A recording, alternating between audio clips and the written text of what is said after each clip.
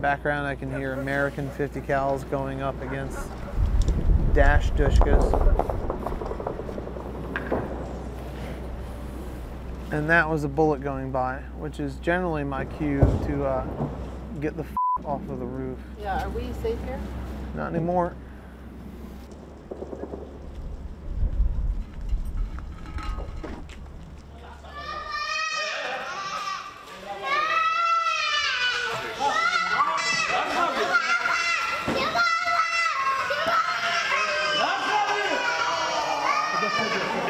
Without jihad, there's no Islam.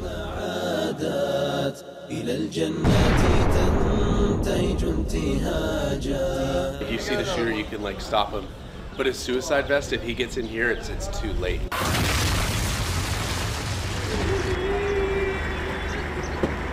Gunshots.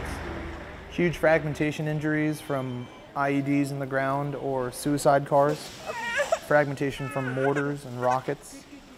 Crushing injuries from buildings collapsing. Burns from everything. Exposure to chemicals. They come in too. West Mosul, Iraq. An abandoned mosque near the front lines of one of the biggest urban warfare operations since World War II.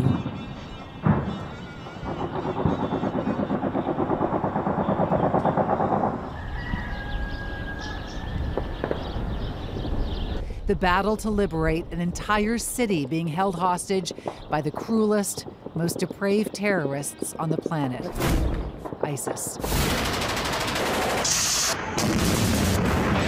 They are savages. They think they are ruling by the name of God, but they didn't. They are not Muslims. They are not Muslims. Just 2 months ago, this mosque was ISIS' stomping ground, a headquarters of sorts. This was their sniper nest, their unspent artillery left behind. This is a jihadi lookout post, left undisturbed, ISIS shells alongside discarded bedding.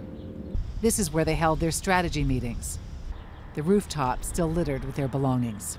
We found a series of paraphernalia, everything from how women should wear their headscarves to how men should trim their pubic hair, Daesh flags, banners. Can we get suction, please? Pete Reed is a former U.S. Marine. He's turned this abandoned ISIS mosque into a makeshift clinic to treat soldiers, civilians, even ISIS fighters injured on the front line. Severely dehydrated, but air entry bilaterally. Do you feel anything weird knowing that he could be an ISIS fighter, or they believe that he's an ISIS fighter? No, I don't.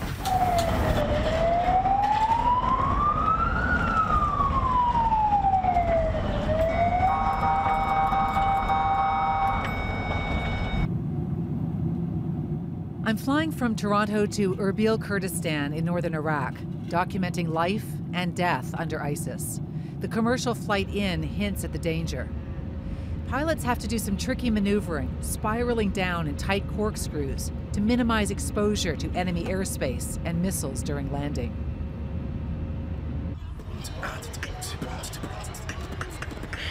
Erbil is just 85 kilometers from the fierce assault that's taking place on ISIS fighters in West Mosul. And yet this 7,000-year-old city shows few signs of war. There are bustling markets, even tattooed beatboxers.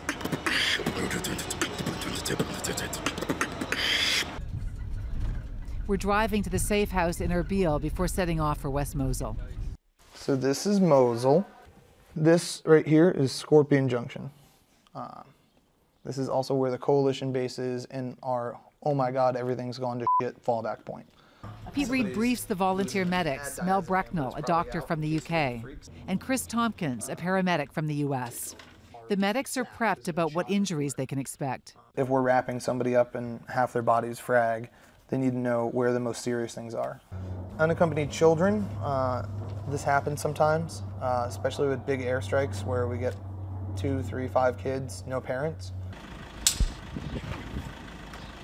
And so begins a surreal road trip into a war zone.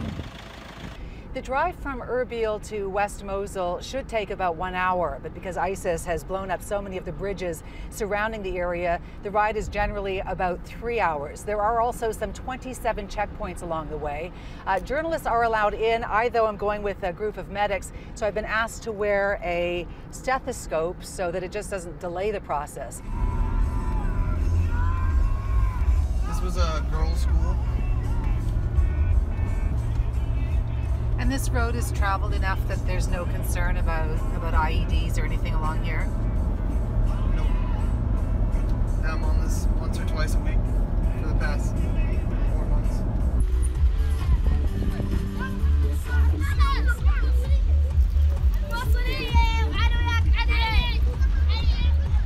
He said that we're all gonna die.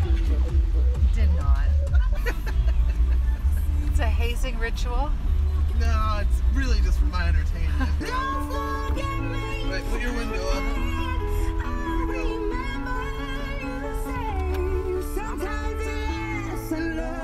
Sometimes it hurts instead. We're still very, very far away from the war. Just what used to be war. That's what an airstrike does. The closer we get to West Mosul, the more the scenery changes. Scorched cars, homes deconstructed to ruins. But despite the rubble and the ruin, life in this area at least is trying its best to return to normal. Hey, Star Wars gun, turn around, turn around. Star Wars gun we talked about last night. Well, that's it.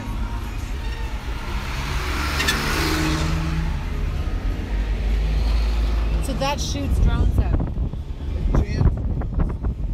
We've gone through dozens of checkpoints without an issue. The traffic trying to leave Mosul heavier than those trying to get in. And then the landscape melts. A post-apocalyptic ghost town. Nothing is where it should be.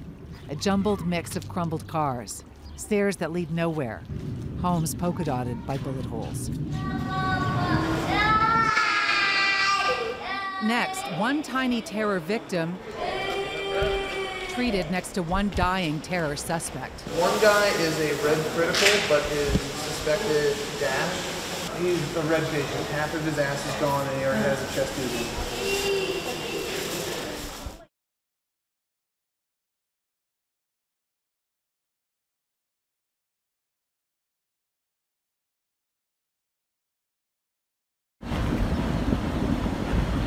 This is a newly liberated neighborhood in West Mosul, Iraq. Just 2 kilometers away, the front line. This Iraqi soldier shared with me his cell phone video of coming under ISIS sniper fire during the slow process of trying to take control of occupied areas. The operation to flush ISIS out of Mosul was supposed to take just weeks. But despite a massive Iraqi and Kurdish military operation, including U.S. airstrikes, the battle has lasted 8 brutal and bloody months.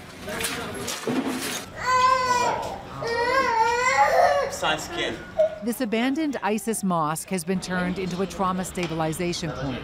Good girl, good girl. Volunteers working alongside local medics under the protection of the Golden Division of the Iraqi Special Operations Forces, known as ISAF. This actually used to be a Daesh mosque where they would come and pray many times a day. And the room we sleep in is it's where they used to hold daily meetings. At this point, I'm fairly used to it, but to take a step back and think that the bad guys used to spend all their time in the room that we sleep in. They used to hang out on the same rooftops as us and be right where I am right now. It's a little bit weird. We're just far enough to be out of firing range, but close enough to hear the constant sounds of war. The thick black smoke over here, the sign of a suicide bomber, something we've seen a number of times today. All day we've heard the effects of the gun battle between coalition forces and Iraqi forces and ISIS fighters, RPGs, suicide bombs, as well as airstrikes. And all of that means that more people are coming here to be treated. 5 children with crush injuries after an ISIS mortar attack.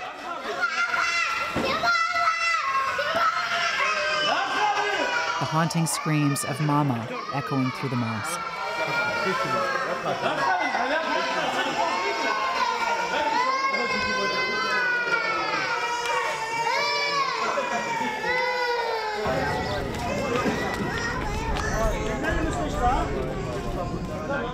Wounds bandaged, the stricken father takes his children by ambulance to the closest hospital.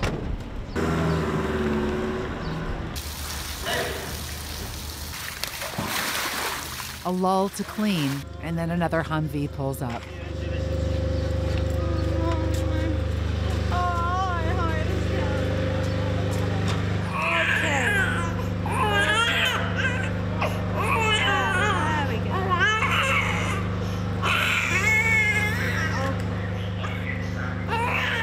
Where did this baby come from? New neighborhood. Newly liberated. Are there any parents? Only the mom over there. Is she okay? She had an injury in 2 legs and in the chest. There we go, little one. That's This young woman, still covered in dust from a morning airstrike, sits dazed as her badly wounded brother is stabilized. She already lost the dad and two little brother, and they already transferred her little sister to the hospital. She doesn't know what's going on. It's happened this morning where the airstrike come to the house.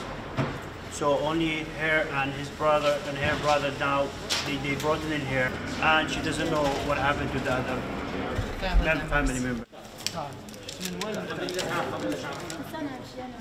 شوي على كيف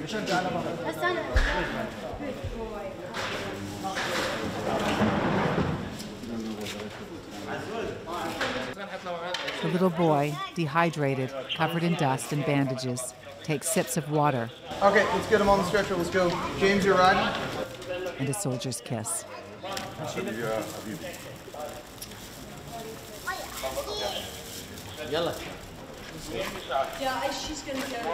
He's gently lifted onto a stretcher for an emergency hospital run through bombed-out neighborhoods.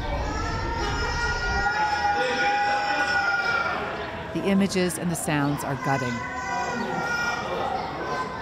And ones Pete Reed has seen and heard thousands of times in recent months. Everything is extremes here. Extremely happy moments, extremely sad, upsetting, depressing, unbelievably hilarious, super weird. The other day we had a bunch of patients come in, and that was followed up by a clown coming.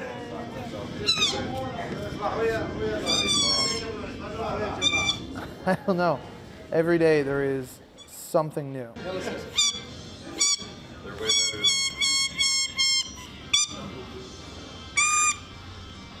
it impact you, what you're seeing every day?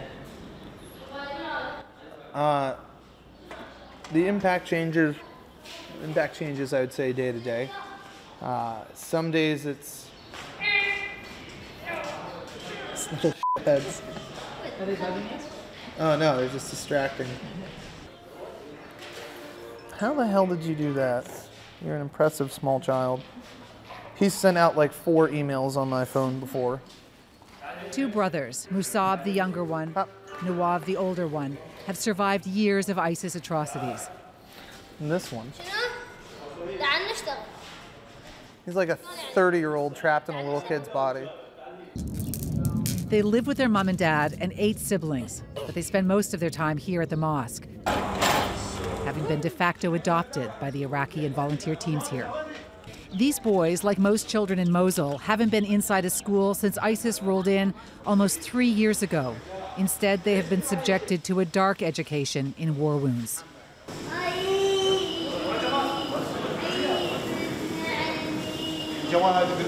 Pete, too, has seen too much in his 27 years. 2 tours in Afghanistan as a Marine, he came to Iraq to fight ISIS before switching gears to save the lives of their victims. Ease off the bed, ease off bed. It was like 3 seconds. I just thought of like 20 images of just really patients, especially kids. I don't know, I've forgotten thousands of patients at this point, deliberately. Tomorrow there's going to be more, and the day after that, and the day after that. And that is the sound of a Humvee pulling up. Tell me about that sound. It's a Humvee accelerating. Let's slow down. There's a big parking lot over there.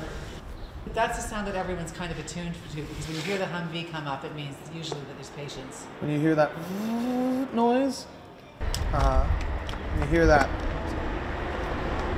what's it going to be?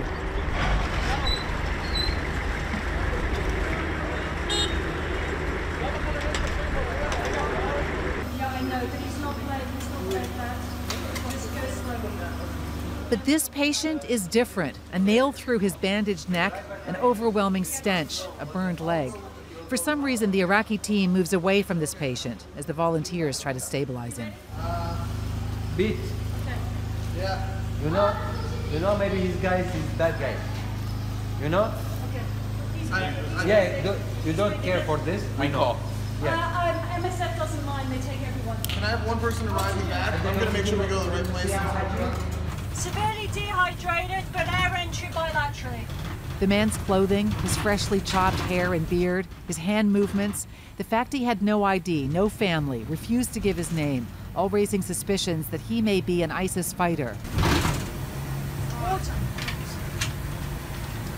A couple of the theories: that he was captured and tortured, or that he accidentally detonated an IED. Daesh, families of Daesh, civilians of every age. We treated everybody.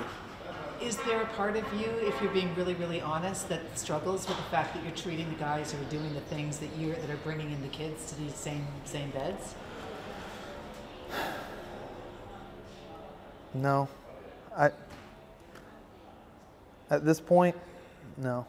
I was super pissed in the beginning, but it's just not my... It's too much to think about. Tick marks on a tiny notebook, a crude tally of ISIS victims. This is like the daily log that I keep of just, we pass it up to like the UN and the WHO each day. It just gives like a layout of like the number of patients and casualties we've had. That looks like a busy day. Yeah, this is with 5, 10, 15, 20, 25, 5, 10, 15, 20, 25, 29, 33 people that day. This one, April 14th, we only had 12 patients, but 4 of which were hit with mustard gas. Coming up, a harrowing account of life under ISIS. Were you living in fear every day? Not every day, every second.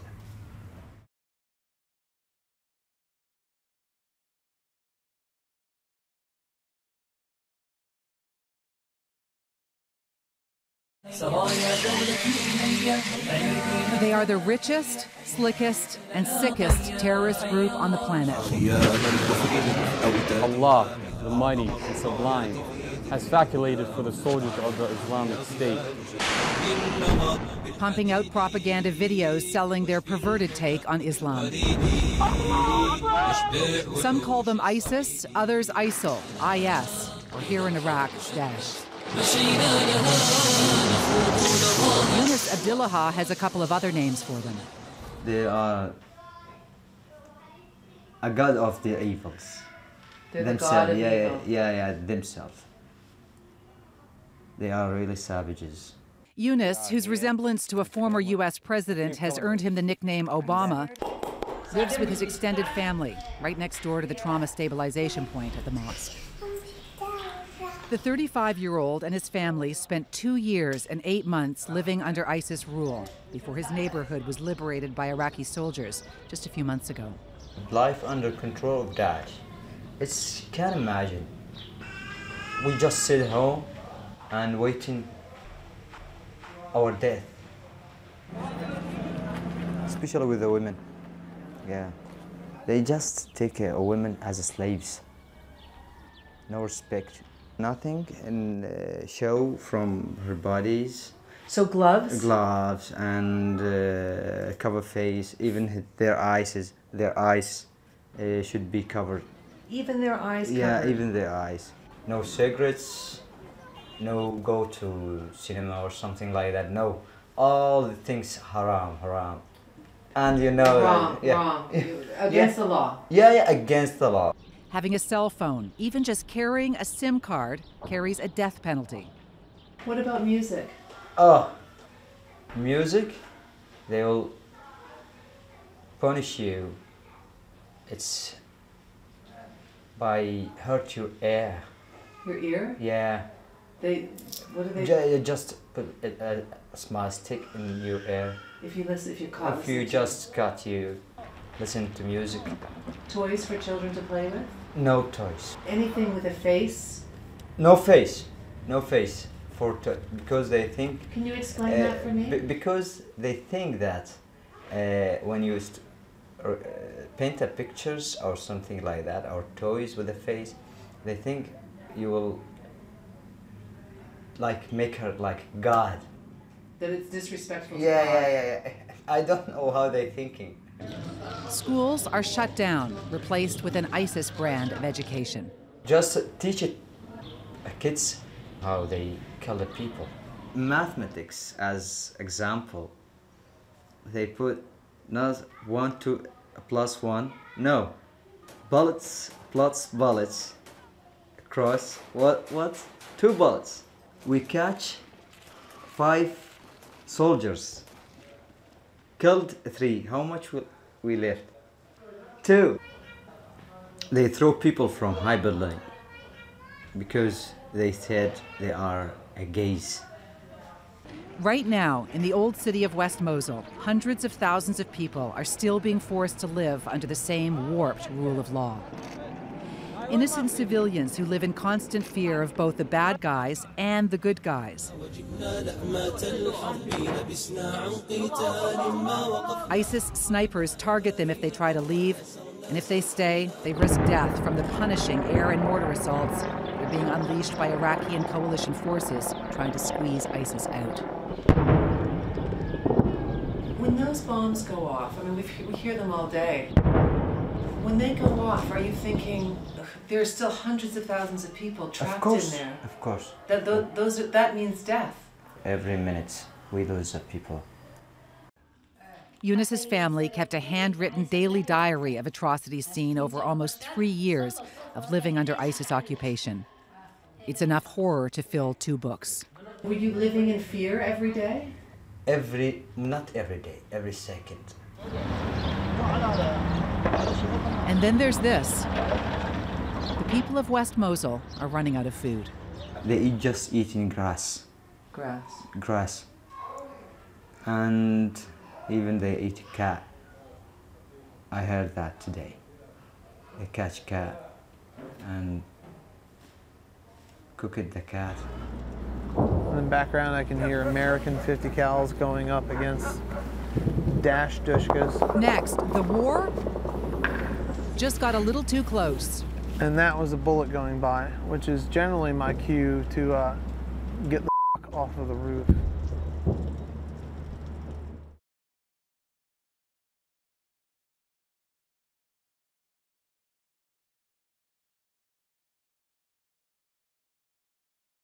No mannitol, all the chest tubes. It's the night before the beginning of the holy month of Ramadan. Best I could find was 4 O sutures. That's good. We have half the iodine. We don't. That's all we need. Pete has learned the Iraqi and coalition forces plan to start a major offensive when the sun rises. The team gets busy organizing an unexpected stockpile of new equipment and medications.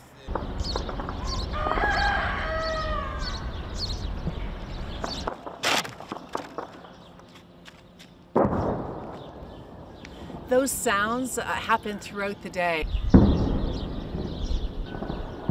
Today is the first day of Ramadan. There had been warnings that there would be a major push by Iraqi forces to try to get control from ISIS.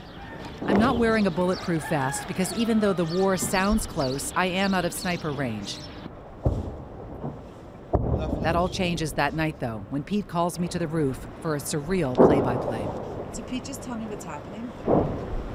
So about 2 minutes ago, federal police, somewhere near the north end of the airport, started doing a massive rocket attack in the old city. At this point, somewhere between 30 and 50 rockets have landed. There's a massive amount of smoke building. That kind of bassy boom. That's it landing. That deep, deep thud we just heard a second ago, that's a 105 howitzer quite a few kilometers away. And the whoop is it actually landing somewhere in the fire that's currently going. Oh, is that a flare? Oh. No, that was an RPG going into it. What's that hum, Pete? Above us, that's an AC-130 Spectre gunship. Pop boom, pop boom. That guy, he's above us right now. No idea when we're getting to the old city, but whenever we do, it's gonna what's be all that? obliterated. That? Yeah. It's Dash shooting back.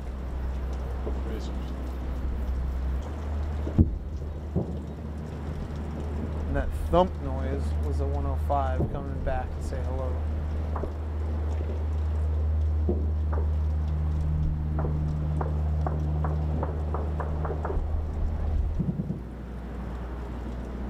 In the background I can hear American 50 cals going up against Dash Dushkas. And that was a bullet going by, which is generally my cue to get the off of the roof. Yeah, are we safe here? Not anymore.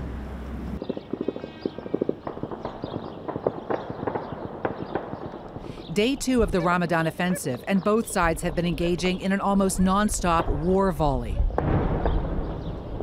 You can see right behind me here some of the smoke from the airstrikes and mortar strikes that have been almost constant. In fact, we just heard one now. And what's alarming to know is that inside the old city, a very small area, some 200,000 people are believed to be trapped in occupied by ISIS. Every night the people who have been in this area that's newly liberated wonders whether or not those sounds are reflective of other people who have died. And in fact, when we hear those sounds, we know it'll be busy down below. But when it's not, that's what's most alarming.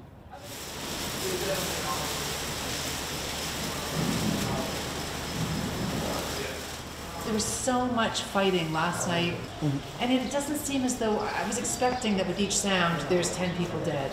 So I was expecting there to be floods of people coming through this way. Are they stuck in there?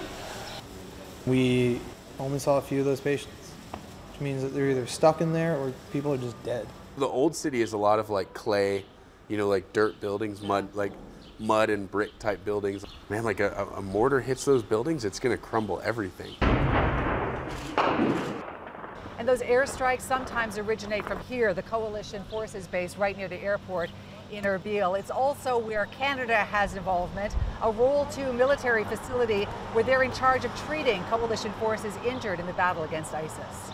Our main mission is to provide what's called damage control surgery and damage control resuscitation to support the coalition in the fight against Daesh. Day 1.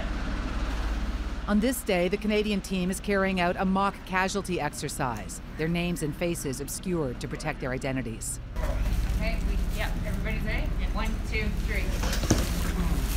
3. We have one soldier coming in with a GSW, meaning gunshot wound, to the right chest and abdomen, and a questionable leg fracture. Back down, 1, 2, 3. What we're going to do is get ortho in there to take a look at that arm quickly. Next couple of minutes, and then we're going to get in the OR, but we're going to do it out here. What I tell my troops is we need to be ready 24/7 to receive whatever comes through the door. On the other side of Erbil, closer to the war,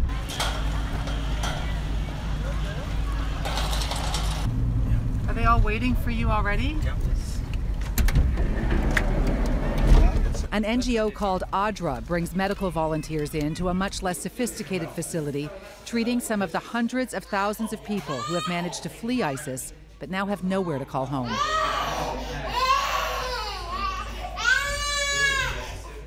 This is one of the many camps for internally displaced people that have sprung up on the northern Iraqi landscape since ISIS rolled in 3 years ago. So I'm standing at the Hassan Sham camp. It's a camp that is about 40 to 50 kilometers outside of Mosul, and all of the people who are living here, thousands of them, have come from Mosul, some of them months ago, some of them just recently. In fact, we saw earlier today one very malnourished child. The mother said that she was not able to feed her child because they had been trapped by ISIS for so long.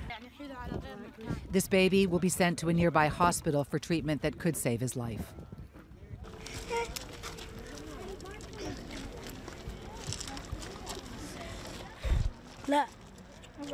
Look into the faces of these children. They've all lost their homes. Most have lost family. Theirs is a future as bleak as the landscape. Salam alaikum. All intel reported there is a planned attack against a hospital in Hammam al-Lil. Coming up, an alarming warning by text. What would one suicide vest do? Anybody within 15 meters dead. Anybody within 25 is pretty up.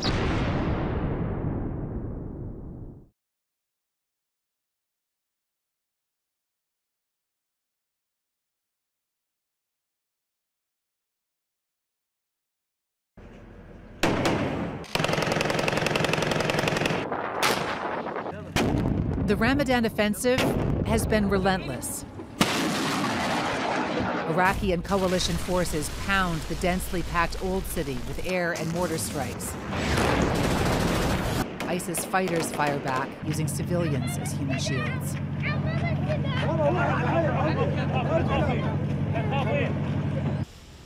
This trauma stabilization point should be seeing more patients, given the extreme fighting we've been hearing. 28. Confirmed dead. Yeah. 28 dead, they say, in one of the many coalition airstrikes we heard the night before. This family, who's just straggled in from ISIS-held territory, confirms the worst fears about why the clinic is so quiet. The guy was saying 7 rockets have been put in the house. It's like a huge attack. The Iraqi colonel at the mosque won't let us interview these people, no doubt aware of international outrage over the human toll of the coalition airstrikes on such a densely populated area. Yeah, so he says, you're more than welcome to document ISIS crimes, like people fleeing, being shot by ISIS snipers. But this case is still up in the air, so we don't know what really happened. And then another Humvee pulls up. All right, some to the head, bleeding. Some to the arm, bleeding. Oh, no, his hips, he's gone.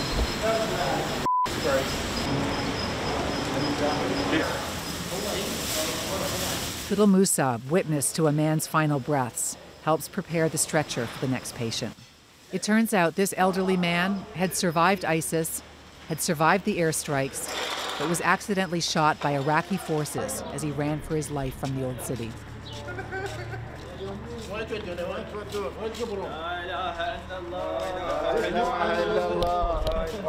The body will stay in the garden at the mosque, where it will stay until his family collects it. There are no tears for the dead. These soldiers, these medics, even these children have seen this so many times before.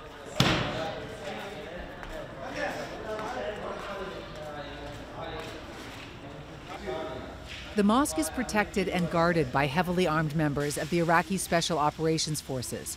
But there's one threat that is almost impossible to thwart, and it's just been made. All intel reported there is a planned attack against a hospital in Hammam al-Lil, utilizing an ambulance and a suicide vest. Chris has just been sent a text warning from a U.S. Army Civil Affairs officer. If we see a suicide vest, you know, one brave man can run up and tackle the guy, but it's there's other than that, we don't have guns, no guns handy right now, so it would be a. Oh, what was that? I don't know, I don't know. It was really loud. Maybe a V-bit. It was pretty loud. What's a V-bit? The vehicle-borne IED, where they pack a vehicle full of explosives and run the vehicle into whatever they have, building full of soldiers or civilians, anything like that, or into a convoy. And how far away was that noise? It was pretty loud. So I'm gonna call that 1.5 kilometers maybe. But yeah, as far as a suicide vest here, our countermeasures for that is run. I'm I'm taken on a tour of a bombed-out house that ISIS recently used as a sniper location. ISIS has a penchant for finding ways to extend their terror long after they leave. Come on, come on, come on. Deadly parting gifts in the form of hidden booby traps and IEDs. With that in mind, we walk through the rubble in single file. So this house, there was an airstrike on this house? When did this happen? How long ago? Maybe 1 month or how long? Any civilians injured? Any civilians injured? No. Dog. A dog takes shelter under a bed that has been sandwiched by a ceiling. Come here, doggy. Come here. It's okay. Are you worried that they booby-trapped it? No, I don't think so. Yeah. What? No, nothing. I'm just gonna don't go too much. Maybe something fell down or something happened. As ISIS swept through this country, they left behind a trail of destruction that hasn't even yet been realized. Our task was to concentrate on the clearance of 4 villages to start with in the area. Entire villages that were once ISIS territories have been contaminated with homemade landmines, booby traps, and unexploded bombs, laid in the fields, placed around hospitals, even schools, rigged up in houses to kill civilians who dare try to go home. They linked it to the electricity of the whole house. They used it in the chicken coop, refrigerators, freezers. So somebody would open it, they'd have survived everything. They'd come home. They come home by opening a door, by starting to rebuild your life and conducting your activities, then an explosion happened. MAG International has a monumental task. What do these yellow posts mean? The yellow post means any improvised landmines being removed, we are going to put one of them sticks in. That at the end will give us a clear idea where the mine row went through. This is part of our electronic manual clearance. He's running the detector on every inch of the ground. That's some pretty painstaking work. Yeah, it is. He's not wearing any protective gear. No, actually, the size of the improvised mines, if it explodes, it's not going to protect you if you're wearing the protective equipment or not. That's a sound you don't want to hear. Yeah. Oh, you are looking to hear. Yeah. Yeah, that's some sort of like a reading, a small reading. Armored tractor trailers scan the fields. Fortified diggers sift through rubble looking for these. This is the locally improvised landmines and can be used for different purposes. Some of them has been used as booby traps and the rest just are normal. Like you have the mortar shells and projectiles has been used as the main charges. Then the rest of them just the pipes and they cut it off and fill the explosives in it. And then outside you'll have the plastic ones, the plastic pots, and then the plastic pipes. This is an anti-lift device. They put the projectile or the mine on top of it. When you try to remove it, it will detonate. This is an example has been disarmed. It's a UPS, computer UPS. Anything they can get hold of, they turn it to a booby trap. This is like 98% uncleared at the present time. So we need to stay on the road. So you stay where we tell you to go. Okay, let's go. Yep. Robert Troy is a technical field manager with MAG. A child stepping on one of these pressure plates or crush wires will initiate the device. It's a huge amount of explosives to do what they're wanting to do, which is, you know, kill an individual. You would traditionally use that as an anti-vehicle mine. Also in this village, another ISIS battle trick, a tunnel. This is part of the front lines at one point, so you know what I mean, this is where they can move undercover pretty much without being seen. The legacy of ISIS has been firmly planted in the land. It will haunt this country for generations. The physical fight might be over, but the mines and booby traps acting like a hidden soldiers waiting for someone to go and step on or to disturb, then will explode it.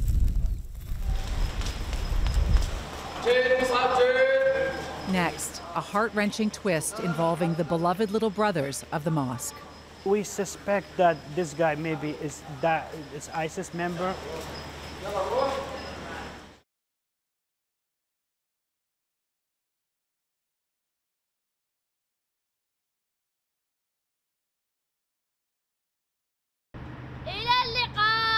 Noav lives in a world where bullet-riddled tanks are substitute play structures, where assault rifles in little hands are props for selfies,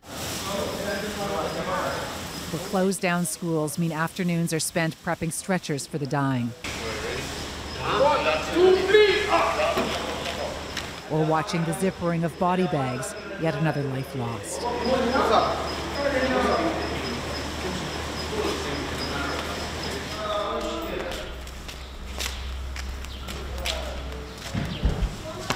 Both Noav and his younger brother Musab have worked their way into the hearts of the Iraqi soldiers and volunteers here. Noav told me he wants to be a doctor, inspired no doubt by the heroics and the horrors that he's seen here at the mosque.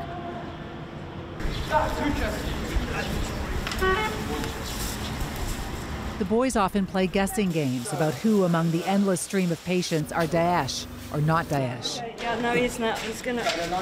They share in the hatred of ISIS, which runs so deep here and seems to know no bounds. Evil, it's a little words for them. You know, devil. It's hard to look at these people as like anything less than like cockroaches. In these final days of ISIS occupation in West Mosul, the mere whiff or whisper of collusion with the jihadis can mean death. Vigilante groups have sprung up, posting names and addresses of suspected ISIS fighters, calling on people to burn down their homes, wipe out their families. This is Noav and Musab's dad. He came to the mosque the night before we left and described how he was targeted by ISIS because he was a policeman, and that he hid in a hole in his home for 6 months until his neighborhood was liberated.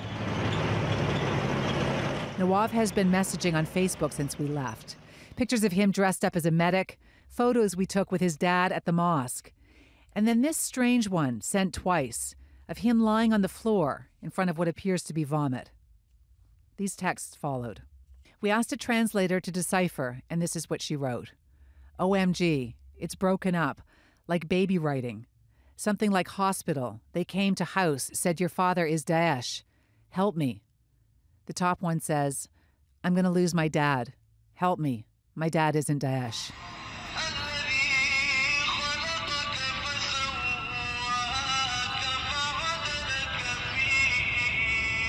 I make a phone call from Toronto to Mosul to Noav's dad, Mohammed. سامعك اجوا على البيت عندك وسألوك وبعدين شو صار؟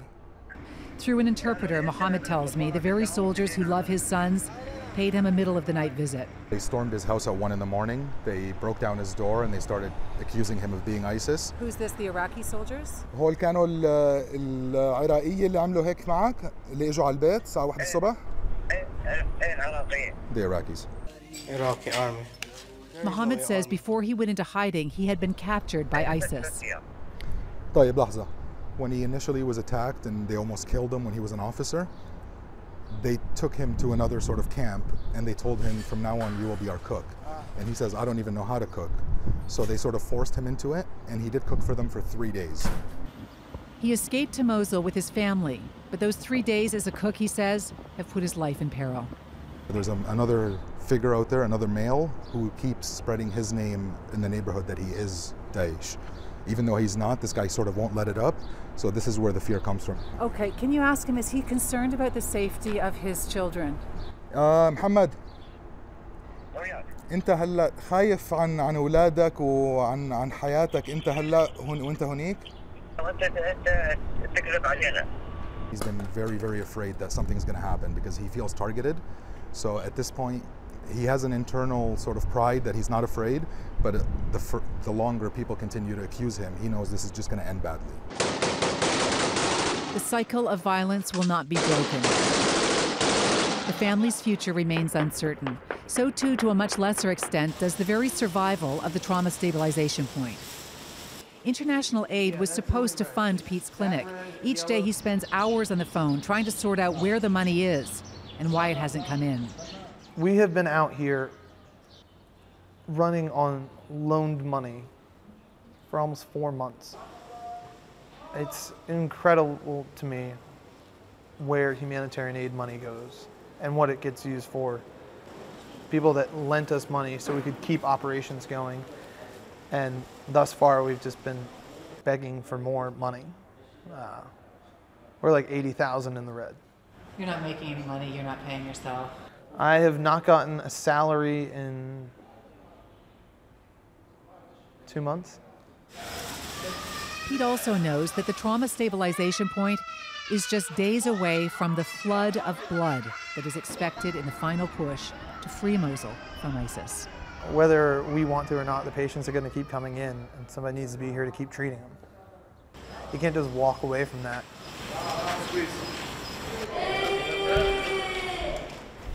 How do you think this is going to end? More blood with the civilian and military force. Rivers of blood. We didn't want more rivers of blood. We just need a peace.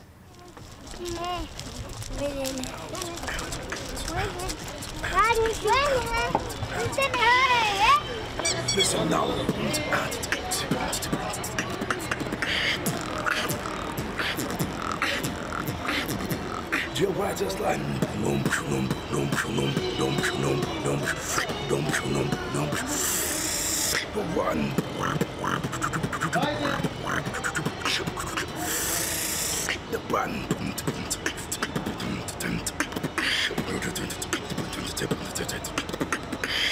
The finish.